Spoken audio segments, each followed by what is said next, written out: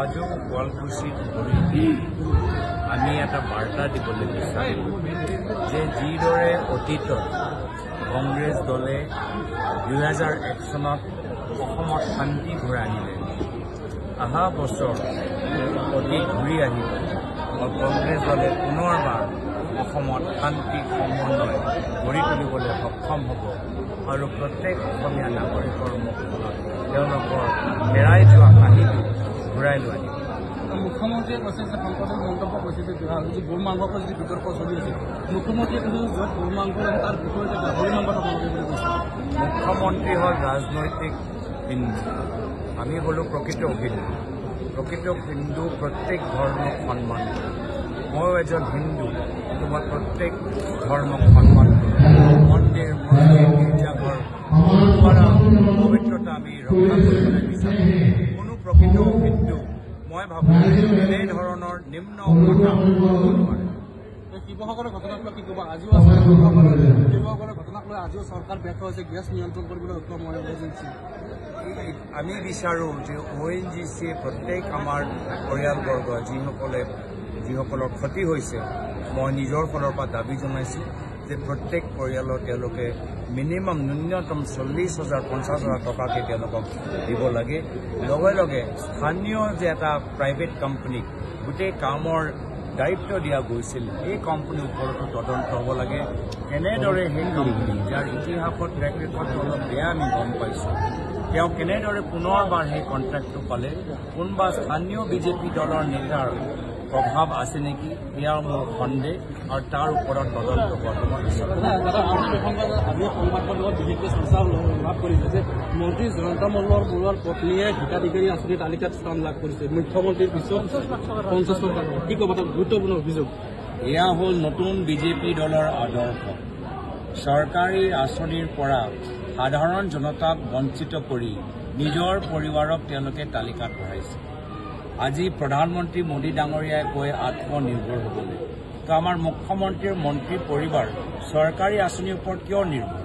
যদি কিবা ব্যৱসায় তেওঁলোকে চলাবলৈ বিচাৰে, তেওঁলোকে ব্যক্তিগত বেংকৰ পৰা টকা লওক, লোন লওক। চৰকাৰী আঁচনি হ'ল জনসাধাৰণৰ বাবে। জনসাধাৰণে নিজৰ টেক্সৰ পইচা, GST পইচা, ইনকাম টেক্সৰ পইচা দি ৰাইজৰ উপাৰ্জনৰ বাবে চৰকাৰী আঁচনি বিচাৰে। কিন্তু এয়া হ'ল নতুন বিজেপিৰ পৰম্পৰা। ৰাইজৰ পৰা টেক্স ল'ব, চৰকাৰী আঁচনি ঘোষণা কৰিব আৰু তাৰ পিছত নিজৰ পৰিবাৰৰ সদস্যসকলক এই গোটেই আঁচনি মুনাফা বা লাভ তেওঁলোকক। মুখ্যমন্ত্ৰীগৰাকীয়ে উজনি এখন যথেষ্ট ভ্ৰমণ কৰিছে,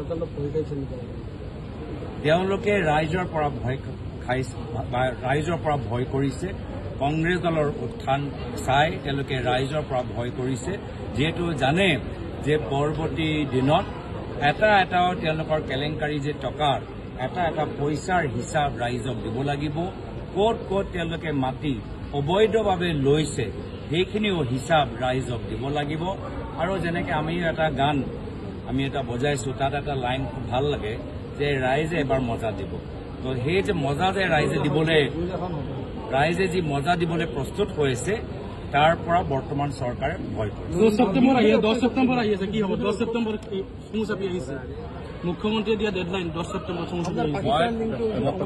মুখ্যমন্ত্ৰীয়ে যে মোক ৰাইজৰ ৰাজনীতিত ইমান প্ৰাসংগিক কৰি তুলিলে, মই তাৰ বাবে মুখ্যমন্ত্ৰীজনক কৃতজ্ঞতা জ্ঞাপন কৰিছোঁ।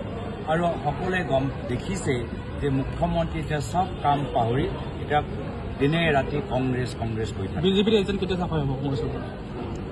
বিজেপি যে বেমাৰী লাহে আমি এই ভাইৰাছটো লাহে আমি শেষ কৰি দিম। যোৱাকালি প্ৰায় 12 ঘণ্টা আমি দলৰ সতীৰ্থসকলৰ লগত আমি আলোচনা কৰিলোঁ।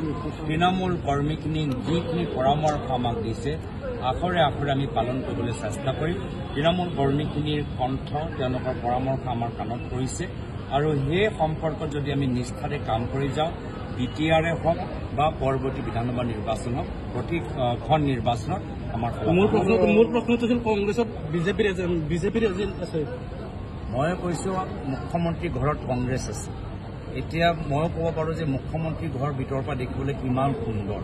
তেওঁলোকে যে দিল্লী প্ৰাক্তন মুখ্যমন্ত্ৰী অৰবিন্দ কেজৰিৱালৰ ঘৰলৈ বহুত ৰাজনীতি কৰিছে।